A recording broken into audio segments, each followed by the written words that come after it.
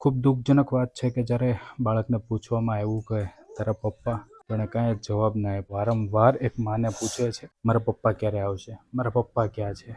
લાચાર માં કાંઈ જવાબ આપી શકતી નથી, કારણ કે શું જવાબ આપો એમના બાળકો માટે.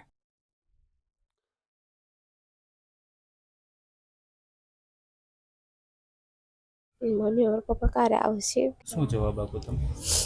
આવશે એમ, બહાર ગયા છે. ગમે એને ફોટો ભારે એમ કે મારા પપ્પા છે, ફોનમાં વાત કરતા હોય, પપ્પા પપ્પા કર્યા કરે. એમને ખબર જ નથી કે પપ્પા શું છે, એ પપ્પા 1.5 કોને વર્ષનો કહેવાય. જ હતો, બોલવા શીખ્યો તો છે. નમસ્કાર મિત્રો, હું છું આપનો મિત્ર ડૉક્ટર મહિપતસિંહ.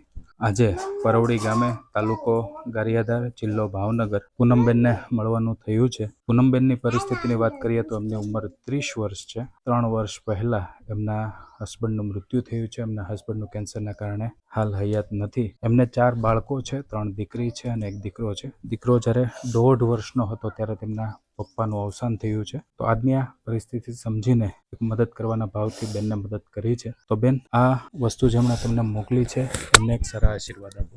ભગવાન સારું કરશે અને લાટ આપશે ભગવાન. અમને પૂછતા જાજુ આપે ભગવાન એને.